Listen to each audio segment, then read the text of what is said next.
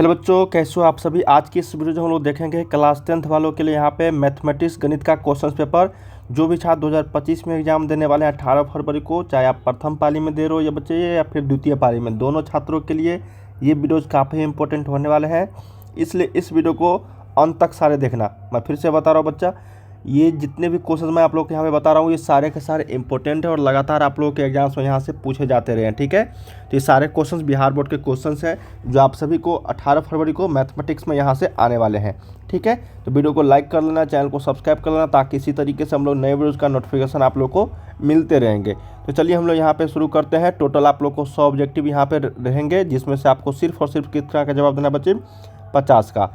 30 आपका लघु उत्तर रहेंगे, मतलब 2 नंबर वाले, उसमें से आपको जवाब देना है 15 का। ठीक है, और आपको 8 जो है दीर्घ उत्तर रहेंगे, जिसमें से 4 का ही जवाब देना, मतलब दुगुने विकल्प के साथ क्वेश्चन आ रहे हैं इस बार भी, और आप लोगों को जवाब देना है सिर्फ और सिर्फ आधा उसका। ठीक है, जैसे 100 में 50 का जवाब देना है, 30 में 15 का जवाब देना है, 8 में 4 का जवाब देना है।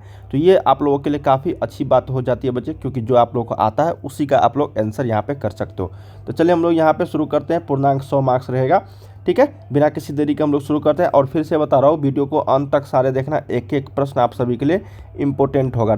ठीक है, 50 में 50 अगर ऑब्जेक्टिव लेना चाहते हैं बच्चे तो इस वीडियो को अंत तक सारे देखना। मैं आप लोगों को यहाँ पे बताऊंगा कि आप लोगों को 50 में 50, मैं फिर से बता रहा हूँ, 50 में 50 ऑब्जेक्टिव आप लोगों का सही होगा। जितने भी मैं आप लोगों को यहाँ पे वीडियोज़ लेकर आ रहा हूँ वो सारे के सारे अगर आप लोग देखते हो तो। ठीक है, चलिए हम लोग यहाँ पे शुरू करते हैं। पहला प्रश्न, आज का ये जो पहला प्रश्न, हम लोग काफ़ी सारे क्वेश्चन यहाँ पे करेंगे। ठीक है, इसलिए वीडियो को अंत तक सारे देखना। चाहे आप, फिर से बता रहा हूँ, चाहे आप प्रथम पाली हो या फिर द्वितीय पाली में, दोनों के लिए सिलेबस एक ही होता है और दोनों के लिए पैटर्न भी एक ही होता है। दोनों का क्वेश्चंस पूछने का तरीका और सेम, मतलब सेम पैटर्न होते हैं। ठीक है ना, तो आप लोग को ये मत सोचना कि ये प्रथम पाली का है फिर द्वितीय पाली का, दोनों पाली के लिए है। 2052 के अभाज्य गुणनखंड में 3 का घात क्या है। देखिए कितना शानदार प्रश्न है बच्चे। ये पूछा क्या गया हम लोगों से, देखो पूछा गया है कि 2052 के अभाज्य गुणनखंड में 3 का घात क्या है। मतलब 2000 जो 52 है ना बच्चे, 2052, इसका जब अभाज्य गुणनखंड निकालोगे, जैसे यहाँ पे 2 से अगर भाग करेंगे तो ये 1026 हो जाएगी। ठीक है, फिर यहाँ से देखो 2 से लगाओगे तो ये 513 हो जाएगा। अब कितना से कटेगा, अब ये कटेगा कितना से बच्चे, 3 से काट, मतलब 3 से काट देते हैं, 3 2 बचेगा, 3 7 21 और ये 3। तो देखो अब यहाँ पे 3 से कट गया, फिर से कटेगा 3 से, इसको 3 से फिर से कटाते हैं, 3 पंचे 15, 2 बचेगा, 3 7 21, फिर 3 से कटेगा बच्चे यहाँ पे, तो 3 19 या 57, अब नहीं कटेगा, ये 19 से कटेगा एक बार में। ठीक है, तो अब देखो 2 के पावर 2 घात है, 3 के पावर, देखो 3 कितनी बार है, 1 2 3, तो 3 जो है कितनी बार है, 3 बार, गुने 19 कितनी बार है, तो 19। अब बताओ बच्चे, यहाँ पे जो भी पूछा जाएगा तो आप बता दोगे कि नहीं। जब 2 का घात पूछा जाएगा तो 2 लगाना, 3 का घात पूछा जाएगा तो 3 लगाना। ठीक है, और 19 का घात पूछा जाएगा तो 1 लगाना। हम लोगों से पूछा क्या गया था, 3 का घात, तो ऑप्शन नंबर बी हो जाएगा। 3 का घात कितना है, 3 है। जो ऊपर में होता है ना उसी को घात बोलते हैं, या फिर जितनी बार यहाँ पे आया हुआ है इसमें, वो आपको क्या कहलाएगा, घात कहलाएगा।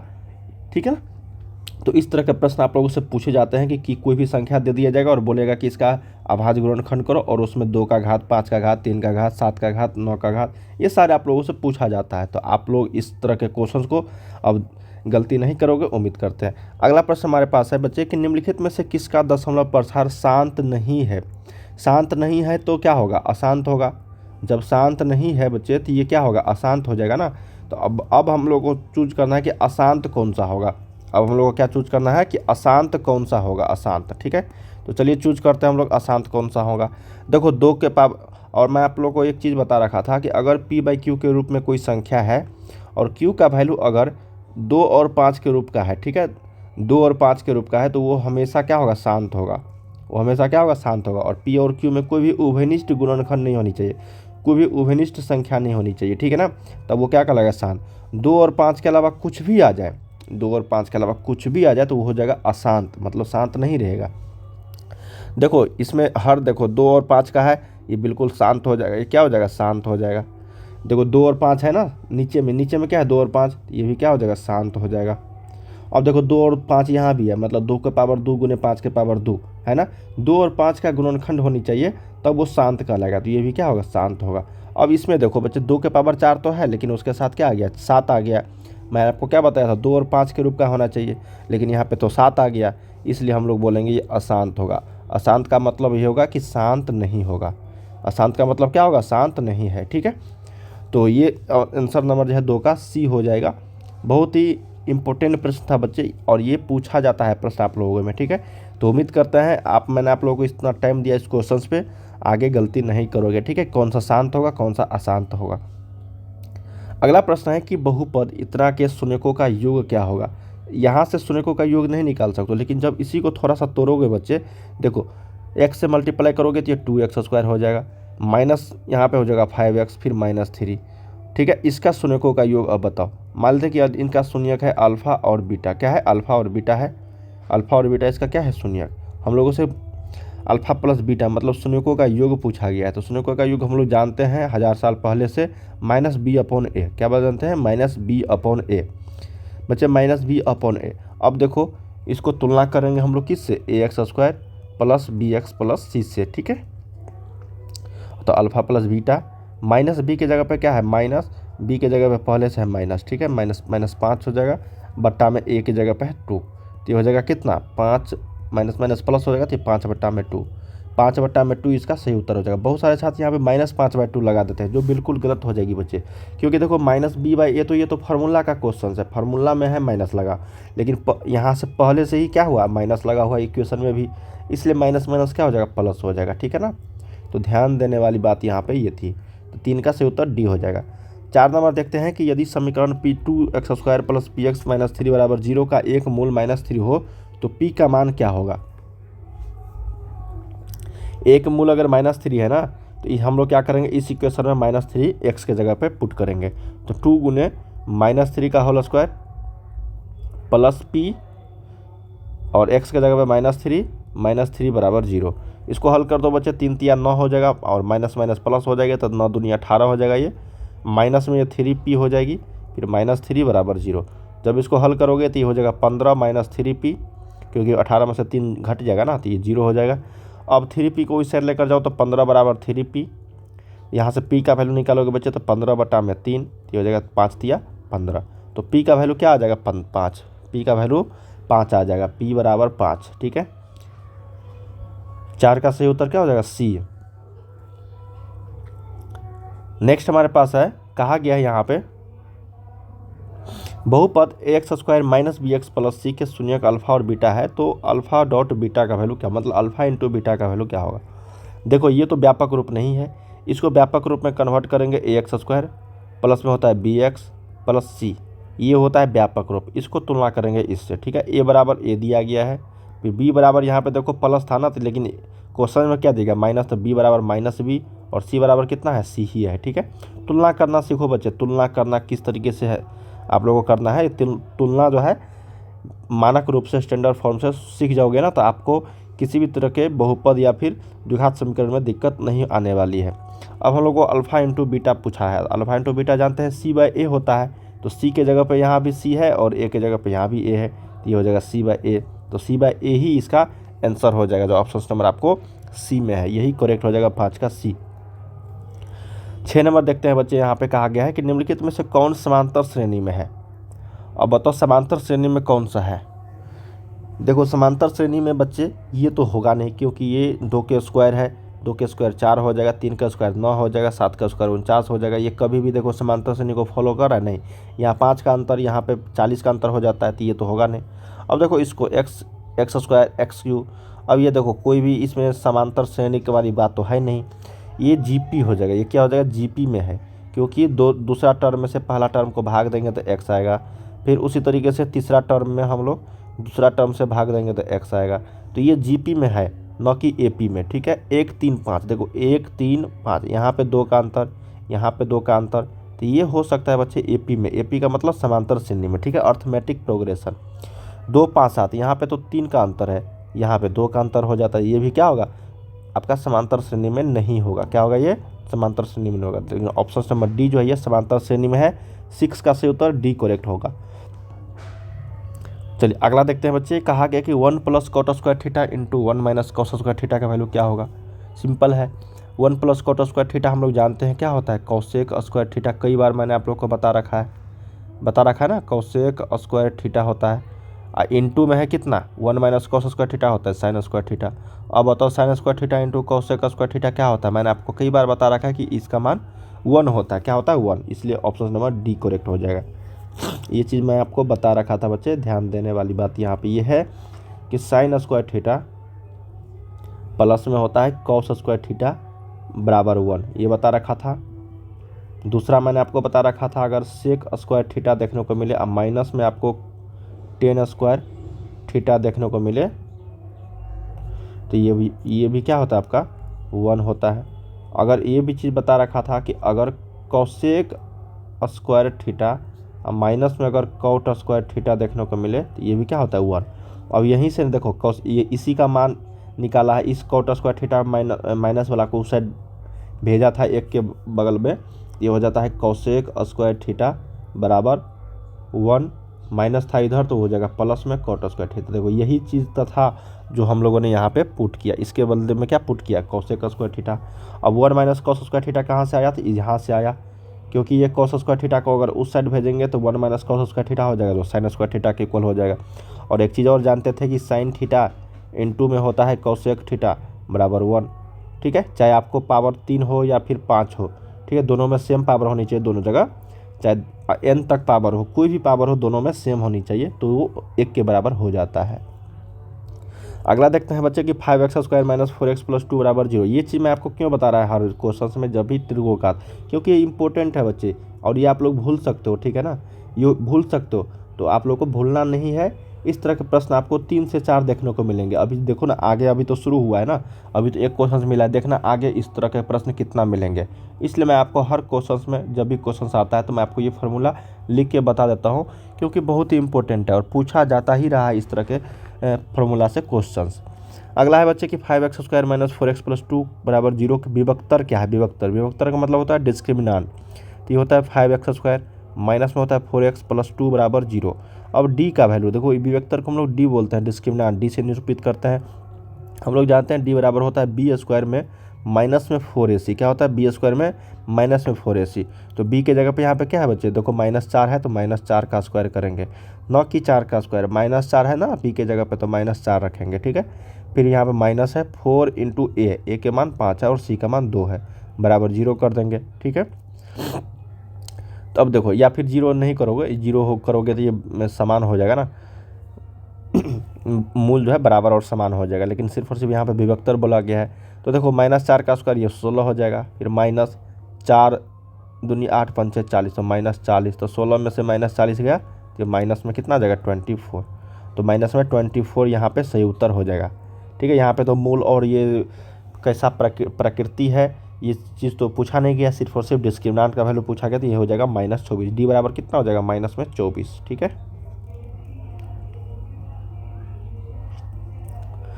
अगला देखते हैं बच्चे कि 2x square minus 4x plus 3 बराबर 0 के मूलों की प्रकृति क्या होगी। मूलों की प्रकृति, तो देखिए मूलों की प्रकृति जो होता है ना, यहाँ पे निकालना पड़ेगा डिस्क्रिमिनांट।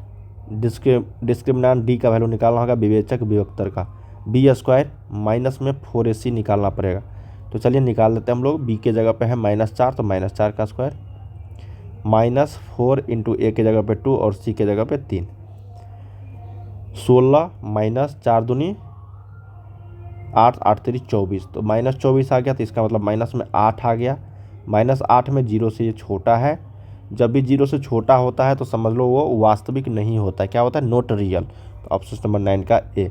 मैंने आपको कई बार ये क्वेश्चन भी बता रखा है, ये 3 चीज़ आपको ध्यान देने योग्य बात है।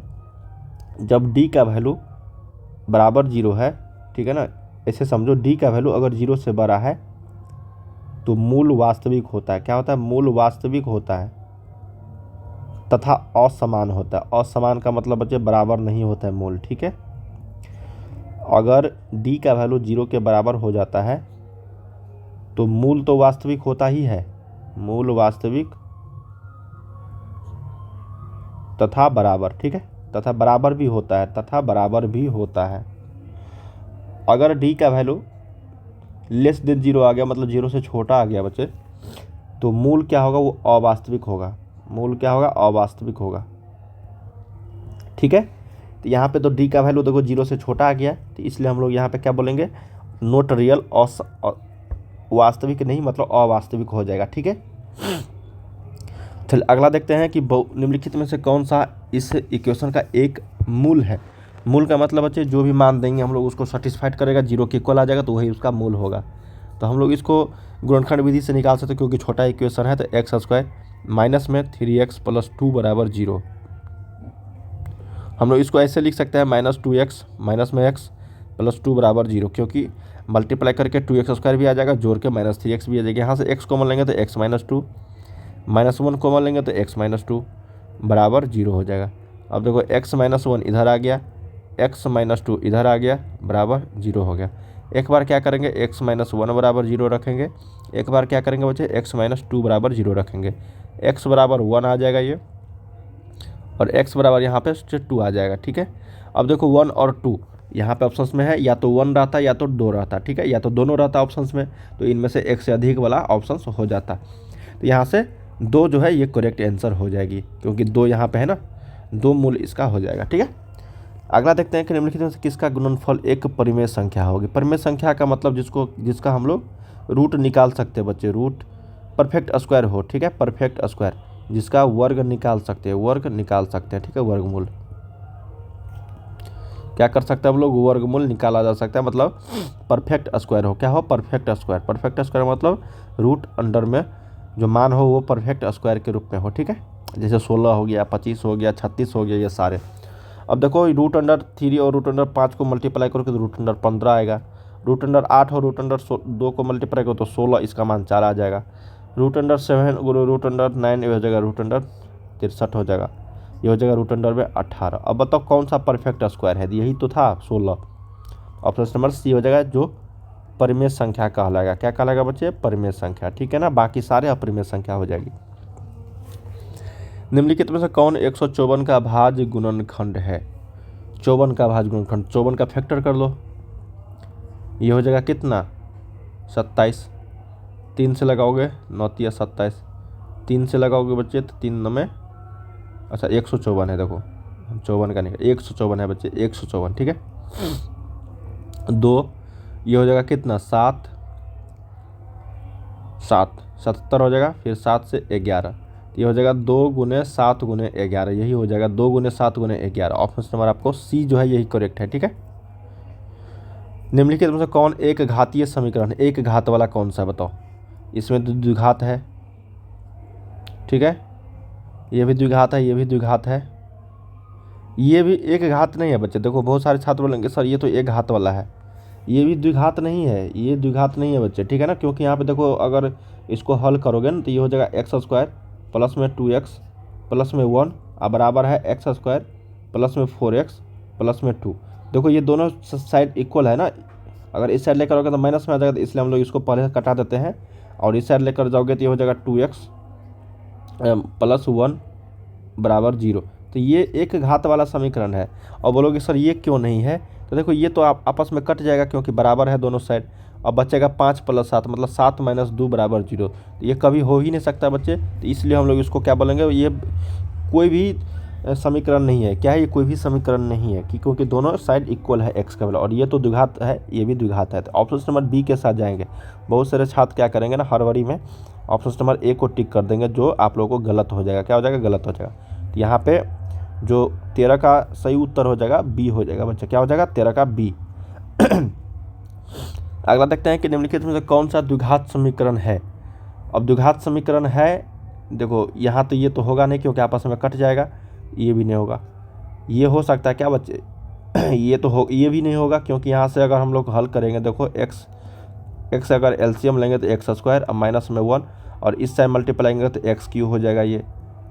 और हम लोगों से पूछा क्या आएगा, द्विघात समीकरण, तो ये भी आपका नहीं होगा, ये हो जाएगा बच्चे, ये हो जाएगा। ठीक है, ये भी नहीं होगा आपका क्योंकि x² यहाँ से x² यहाँ से कट जाएगा, तो ये भी नहीं होगा। ऑप्शन नंबर 14 का क्या होगा, सी द्विघात समीकरण होगा। ठीक है,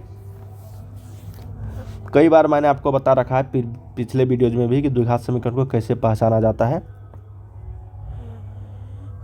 अगला है कि यदि 4x² - 3kx + 1 बराबर 0 के मूल बराबर हो। देखो बच्चे मूल बराबर है बोला गया है ना, मूल बराबर।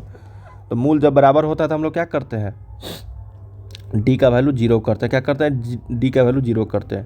तो हो जाएगा 4x² माइनस में 3kx प्लस 1 बराबर जीरो। ठीक है, तो यहाँ से डी बराबर जीरो करते हैं तो b² माइनस 4ac बराबर जीरो, तो माइनस में 3k² माइनस में 4 गुने 1 बराबर जीरो। ठीक है, 3k² हो जाएगा 9k² माइनस में 16 बराबर जीरो, उस साइड लेकर जाएंगे तो 9k² बराबर 16, k² बराबर 16/9। जब रूट यहाँ पे स्क्वायर हटाएंगे तो k बराबर प्लस माइनस उस साइड ट्रांसफर हो जाएगा रूट में, तो ये 16/9, इसका मान हो जाएगा प्लस माइनस 4/3। एक बार प्लस माइनस 4/3, ऑप्शन नंबर आपको डी करेक्ट हो जाएगा। क्या हो जाएगा, डी। अगला है यहाँ पे कि यदि किसी द्विघात बहुपद के शून्यकों का योग और गुणनफल इतना है तो वह द्विघात समीकरण होगा। देखो बच्चे, इसका इक्वेशन निकालना मैं आपको सिखाता हूँ। क्या होता है ना, याद रखना है कैसे निकालते हैं। x² माइनस में अल्फा प्लस बीटा हो गया शून्यकों का योगफल इंटू एक्स, प्लस होता है अल्फा इंटू बीटा। यहाँ पे देखो, ये शून्यकों का योगफल है। क्या है, शून्यकों का योगफल, और ये क्या है आपका गुणनफल। अब देखो x² पहले से है, माइनस अल्फा प्लस बीटा का वैल्यू 2 दिया गया है, योगफल कितना है 2, तो minus 2x plus alpha into beta के जगह पे कितना है -15, तो प्लस -15 लिखेंगे। थोड़ा सा हल कर देते हैं, x² माइनस 2x माइनस 15 हो जाएगा। ये इक्वेशन सही उत्तर हो जाएगा द्विघात बहुपद, x² minus 2x minus 15। Option number जो है डी है, यही करेक्ट है। अगला देखते हैं कि निम्नलिखित में से कौन सा समांतर श्रेणी में है, नहीं है बोला गया है बच्चे, तो यही नहीं है। ऑप्शन नंबर बी, ये तो है क्योंकि यहाँ पे 4 का अंतर है, यहाँ पे 4 का अंतर है, ये हो जाएगा। यहाँ पे 2 का अंतर है 2a का, यहाँ भी 2a का अंतर है, तो ये भी हो जाएगा। ये भी हो जाएगा क्योंकि यहाँ पे 2 का अंतर है, यहाँ भी 2 का अंतर है, ये हो जाएगा। लेकिन ये नहीं होगा बच्चे, क्योंकि यहाँ पे देखो द्विघात समांतर श्रेणी में नहीं है बोला गया ना। यहाँ पे तो 4 हो जाएगा, ये 9 हो जाएगा, ये 49 ये 25 हो जाएगा और ये 49 हो जाएगा। देखो कभी भी ये क्या है, इसका वो सही नहीं है, मतलब क्या बोलते हैं उसको बच्चे, सारवंतर सही नहीं है, तो इसलिए हम लोग यहाँ पे 5 का बी हो जाएगा। जो समांतर श्रेणी में नहीं है तो 17 का क्या हो जाएगा, बी हो जाएगा। ठीक है, चलिए 18 देखते हैं कि समांतर श्रेणी में इसका सारवंतर क्या होगा। सारवंतर का मतलब होता है इसमें से घटा दो, तो √8 में से √2 को घटाओगे तो ये डी का मान निकल जाएगा। डी मतलब सारवंतर। ठीक है, कॉमन डिफरेंस सी डी। अब √8 को बोलोगे सर कैसे घटाएंगे, तो उसको हम लोग तोड़ सकते हो 2√2 में घटाओगे तो ये √2 आ जाएगा, तो ये √2 आंसर क्या हो जाएगा, √2 क्या हो जाएगा बच्चे, √2। 18 का बी जो है ये करेक्ट हो जाएगी। 19 नंबर देखते हैं कि यदि x+2 3x और 4x+1 समांतर श्रेणी में है तो x का वैल्यू क्या होगा। जब समांतर श्रेणी में है ना तो इसका मान जो होगा घटाने से इसके बराबर हो जाएगा, मतलब 3x माइनस x+2 बराबर हो जाएगा 4x+1 माइनस में 3x। ठीक है, थोड़ा सा कैलकुलेशन करोगे तो 3x माइनस में x माइनस 2 हो जाएगा, क्योंकि माइनस से यहाँ पे गुना हो जाएगी, तो 4x+1 माइनस में 3x हो जाएगा। थोड़ा सा हल करोगे बच्चे तो ये 2x माइनस 2 हो जाएगा, ये हो जाएगा x+1। इस x को इस साइड लेकर आओगे तो ये हो जाएगा x, 2x में से x गया, और इस 2 को इधर लगा जाओगे तो 2+1 हो जाएगा, 3 हो जाएगा। ठीक है, क्या हो जाएगा 3। तो हम लोग कह सकते हैं x का मान 3 है। क्या है, x का मान 3। Option number C. सिंपल प्रश्न था, बस आपको समांतर श्रेणी का थोड़ा सा रूल पता होनी चाहिए था, बन जाता आसानी से क्वेश्चन। अगला देखते हैं कि tan 30 sin 30 cot 60 और cosec 30 का मान क्या होगा। बस मान पुट कर दो बच्चे। tan 30 का मान क्या होता है 1/√3 इंटू sin 30 का मान होता है 1/2। ठीक है, cot 60 का मान होता है √, कितना होता है cot 60 का वैल्यू 1/√3। ठीक है, और ये होता है आपका कितना cosec 30 का मान। cosec 30 का मान हो जाएगा sin 30 का उल्टा, ये हो जाएगा 2। ठीक है, तो ये हो जाएगा आपका, देखो 2 से 2 कट जाएगा, तो 1/√3 1/√3 दोनों को मल्टीप्लाई करो तो 1/3 आ जाएगा। जो ऑप्शन नंबर आपको बी में है यही इसका करेक्ट हो जाएगा। क्या हो जाएगा, करेक्ट हो जाएगी। ठीक है, समझ में आया ना। देखो tan 30 का मान क्या होता है 1/√3 और सभी जगह मल्टीप्लाई है, तो sin 30 हो जाएगा 1/2, कॉट 60 का वैल्यू होता है 1/√3 और कोसेक 30 का मान होता है 2। बिल्कुल करेक्ट है, 2 से 2 चला गया और 1/√3 इंटू 1/√3 मल्टीप्लाई करेंगे 1/3 आ जाएगा। बिल्कुल करेक्ट है, बिल्कुल करेक्ट, ऑप्शन नंबर बी। एक चीज़ देखते हैं कि समांतर श्रेणी 10, 7, 4 का 10वां पद क्या होगा। 10वां पद बच्चे सिंपल है निकालना, ए का मान 10 है, डी का वैल्यू निकाल सकते हो, 7 में से 10 गया माइनस में 3 हो जाएगा, एन का वैल्यू 10वां निकालना है। चलो टी 10 निकालते हैं बच्चे, टी 10 तो ए प्लस 10 माइनस 1 इंटू डी हो जाएगा, एन माइनस 1 इंटू डी होता है ना, तो ए प्लस 9डी हमको निकालनी है। ए के जगह पे कितना है 10 है, 9 माइनस डी के जगह पे -3 है, तो 10 माइनस में 27 हो जाएगा -17, क्या हो जाएगा -17। समांतर श्रेणी का कौन सा पद 47 है, 47, एन का वैल्यू पता करनी, मतलब टी एन का वैल्यू दिया गया 47, ए का वैल्यू 2 है, डी का वैल्यू निकाल सकते हैं, 7 में से 2 गया 5 हो जाएगा। तो हम लोग टी कौन सा पद मतलब टी ए का वैल्यू एन का वैल्यू निकालनी है, तो 47 बराबर हो जाएगा ए प्लस एन का वैल्यू निकालनी, N minus 1 into D, D के जगह पे 5 है, तो 47 में से 2 गया 45, 45 बटा में 5, एन माइनस 1 तो ये हो जाएगा 15, एन का वैल्यू हो जाएगा 16, क्या हो जाएगा 16वां पद हो जाएगा, ऑप्शन नंबर और इस 5 9 45। देखो बच्चे यहाँ पे थोड़ा सा मिस्टेक है, 5 9 45, एन माइनस 1 बराबर 9, एन का मान यहाँ से 10 हो जाएगा, क्या हो जाएगा 10, 10वां पद हो जाएगी, ऑप्शन नंबर बी। 33 देखते हैं कि प्रथम 10 विषम प्राकृतिक संख्याओं का योगफल क्या होगा। प्रथम 10 विषम प्राकृतिक संख्याओं का योगफल तो निकाल दो बच्चे, प्रथम 10 विषम संख्याओं का, तो 1 हो जाएगा, 3 हो जाएगा, 5 हो जाएगा, 7 हो जाएगा, ठीक है ना, 9 हो जाएगा, इसी तरीके से 11 हो जाएगा, 13 हो जाएगा, फिर उसके बाद 15 हो जाएगा। देखो ना 1 2 3 4 5 6 7 8 9 और 10, मतलब इतना का हमको योगफल निकालना है। क्या करना है, योगफल निकालना है, ठीक है। तो जोड़ दो, या तो आप लोग समांतर श्रेणी से जोड़ दो, या फिर इसका अगर ट्रिक पता है आप लोगों को बच्चों तो आप लोग उससे भी निकाल सकते हो। ट्रिक कैसे है मैं आपको बताता हूँ ट्रिक। इसको जोड़ोगे ना तो ये 100 के बराबर आएगा, कितना 100 के बराबर। लेकिन यहाँ पे पहले ही बोल दिया कि 10 विषम प्राकृतिक संख्याओं का योगफल। हम लोग जानते हैं कि प्रथम n विषम संख्या, n विषम प्राकृतिक संख्या का योगफल जो होता है वो होता है n स्क्वायर के बराबर, कितना n स्क्वायर के बराबर, ठीक है। तो n के जगह पे यहाँ पे प्रथम 10 है, प्रथम 10 विषम संख्या का योगफल ये हो जाएगा n का स्क्वायर, तो 10 का स्क्वायर, 10 का स्क्वायर हो जाएगा 100, ठीक है ना। तो इतना जोड़ने की जरूरत नहीं था, बस आपको फार्मूला पता होती तो आप आसानी से बना देते कि प्रथम 10 है ना तो यहाँ पे 100 हो जाएगा। अगर प्रथम 15 पूछता बच्चे तो 15 का स्क्वायर कर देते, सिर्फ और सिर्फ 15 का स्क्वायर तो 225 हो जाता। बोलता कि प्रथम 50 का तो 50 का स्क्वायर कर दो तो सिर्फ, ठीक है। ये विषम सिर्फ विषम संख्या में हो जाएगा, विषम प्राकृतिक संख्या में होगा, ठीक है। ये 2500 हो जाता, ठीक है ना। अगला देखते हैं कि यदि किसी समांतर श्रेणी का nवां पद इतना है तो T4 का वैल्यू, तो T4 देखो Tn का वैल्यू दिया गया है 2n + 5, हमको T4 पता करना है तो n के जगह पे 4 डाल दो, तो n का मान 4 तो T का मान 4 आ जाएगा, बराबर 2 गुने n के जगह पे 4 + 5, 4 दूनी 8 5 13, यही इसका सही उत्तर हो जाएगा, ऑप्शन नंबर सी। अगला है Px का मान इतना है, Gx का मान इतना है, भाग देने पर Px/Gx का घात कितना होगा। घात बोला गया बच्चे कितना होगा, ठीक है। चलिए भाग देते हैं x² x के पावर 5 + 1 में x + 1 से भाग देते हैं हम लोग, तो x के पावर 4 से यहाँ पे कटाएंगे तो x के पावर 5 आ जाएगा, इससे मल्टीप्लाई करेंगे तो x के पावर 4 पहले से और x और जुड़ जाएगा तो x के पावर 5 प्लस हो जाएगा ये x के पावर 4, ठीक है।